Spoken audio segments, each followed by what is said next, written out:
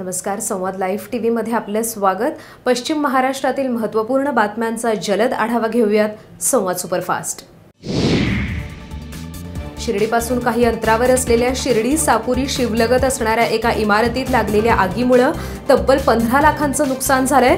शनिवारी दुपारी 2:15 वाजता भर दुपारी रंगनाथ गंधम यांच्या इमारतीत ही आग लागली।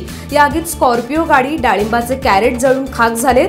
शिर्डी राहता नगरपालिकेच्या बंबानं आग वेळीच आटोक्यात आणल्यानं तसंच जवळपास राहणारे रहिवासी मदतीला धावल्यानं मोठी दुर्घटना टळली आहे। आगीत सुमारे 15 लाख रुपयांचं नुकसान झालं असून सुदैवाने जीवितहानी मात्र झाली नाही। रस्त्यांवरील खड्डे आणि त्याबाबत प्रशासनाची कमालीची उदासीनता याचा बळी राहता तालुक्यात गेलाय। मंगळवारी रात्री शिर्डीहून दुचाकीवर दाढ बुद्रुक येथे घरी परतत असणाऱ्या एका तरुणाची निर्मळ पिंपरी लोणी रस्त्यावरील खड्ड्यात दुचाकी घसरून जीव गेलाय। गोकुळ प्रशांत जंगम असं त्या तरुणाचं नाव आहे। खड्ड्यात दुचाकी घसरल्यानं तो गंभीर जखमी झाला होता। त्याच्यावर उपचार सुरू असताना शनिवारी त्याचा दुर्दैवी मृत्यू झालाय। याबाबत लोणी पोलिसात आकस्मिक मृत्यूची नोंद करण्यात आली आहे। पुण्यातील वारजे येथे विनापरवाना पिस्तूल बाळगल्याप्रकरणी आणि विक्री करणाऱ्या एकाला पोलिसांनी शिताफीने अटक केली आहे। वारजे माळवाडी येथील हॉटेल आम्रपाली जवळ गावठी पिस्तूल विक्रीसाठी घेऊन येणार असल्याची गुप्त बातमी पोलिसांना मिळाली। त्यानुसार सापळा रचून पोलिसांनी आरोपीला अटक केली आहे। निळकंठ सूर्यकांत राऊत असं अटक केलेल्या इसमाचं नाव आहे। पोलिसांनी त्यांच्याकडून 1,06,000 किमतीचे 3 देशी बनावटीचे गावठी पिस्तूल व 10 जिवंत काडतुसं जप्त केली आहेत। संविधाने येथील दरोड्यातील व मोक्याच्या गुन्ह्यातील फरार असलेल्या अट्टल गुन्हेगारास अखेर स्थानिक गुन्हे शाखेच्या पथकाने शिरूरमधून अटक केली आहे। या आरोपीवर पुणे जिल्ह्यातील भोसरी, शिरूर, शिक्रापूर, लोणी काळभोर अशा पोलीस ठाण्यात सुमारे 16 गंभीर गुन्हे दाखल आहेत। रमेश नरसिंग भोसले असं त्या आरोपीचं नाव आहे। तो शिरूरमध्ये असल्याची माहिती पोलिसांना मिळाली। त्या माहितीच्या आधारे स्थानिक गुन्हे शाखेच्या पथकाने रमेश भोसलेला जेरबंद केलंय। पुणे रेल्वे स्थानकाच्या परिसरात सराफी पेढीतील कर्मचाऱ्यावर चाकूने वार करत तब्बल 1.5 कोटींचे दागिने लुटल्याप्रकरणी पोलिसांनी जलद तपास करत तिघांना अटक केली आहे। सराफी कर्मचारी अजय होगाडे हे रांका ज्वेलर्सचे 1.5 कोटींचे दागिने घेऊन पुण्यात आले होते। त्यावेळी काहींनी त्यांना चाकूचा धाक दाखवत दागिने घेऊन पसार झाले। याबाबत होगाडे यांनी बंड गार्डन पोलिसात फिर्याद नोंदवली होती। खंडणी विरोधी पथकाकडून या प्रकरणाचा समांतर तपास सुरू असताना चोरटे मुंबईत असल्याची माहिती पोलिसांना मिळाली आणि त्यानुसार मुंबईमधून तिघांना अटक करण्यात आली। त्यांचा चौथा साथीदार फरार असून अधिक तपास सुरू आहे। चला, आज एक मराठा जातोय पण काहीतरी मराठा आरक्षणासाठी करा।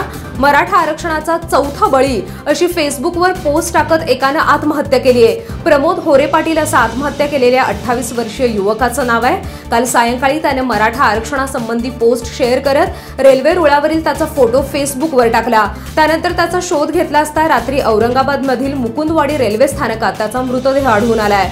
प्रमोदने 2 वेळेला ग्रामसेवक पदासाठी परीक्षाही दिली होती आणि काल दुपारपासून तो गायब होता। दरम्यान मराठा आरक्षणासंबंधी त्याच्या फेसबुक अकाउंटवरील पोस्ट खरी आहे का ती फोटोशॉप केलेली आहे याचा तपास सध्या पोलिसांकडून सुरू आहे।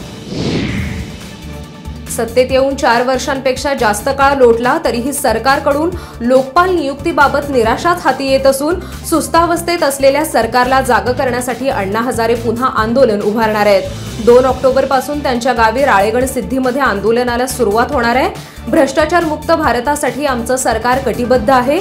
लोकपाल कायदा हा भ्रष्टाचार रोखण्याचा एक महत्त्वाचा पर्याय आहे असं सरकार सांगत होतं। मात्र तरीही सरकार लोकपालची नियुक्ती करत नाहीये अशी खंत हजारे यांनी व्यक्त केली आहे। घोडगंगेसह इतर 12 साखर कारखान्यांच्या वीज खरेदी कराराचं श्रेय घेण्यासाठी सध्या शिरूरमधील आजी माजी आमदारांमध्ये चांगलीच चढाओढ पाहायला मिळते। या सर्व साखर कारखान्यांचे वीज खरेदी करार 2 दिवसांपूर्वी मार्गी लागलेत आणि त्यावरून श्रेयवाद उफाळून आलाय। हा खरेदी करार मुख्यमंत्री देवेंद्र फडणवीस यांच्यामुळे झालाय असं आमदार बाबूराव पाचरणे यांचं म्हणणं आहे। तर राष्ट्रवादीच्या नेत्यांमुळे हा करार झाल्याचं माजी आमदार ॲडव्होकेट अशोक पवार यांचं मत आहे। त्यामुळे आमदारांमधील हे शीतयुद्ध आगामी काळात काय रूप घेईल हेच पाहावं लागेल। नवीन घडामोडी जाणून घेण्यासाठी पाहत रहा संवाद लाईव्ह टीव्ही। धन्यवाद।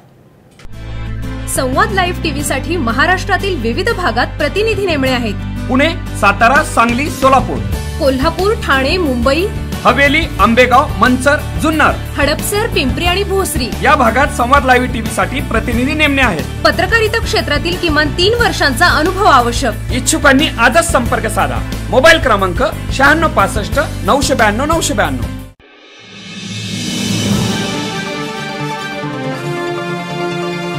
संवाद लाईव्ह टीव्ही, आपला विश्वास, आपलं चॅनल.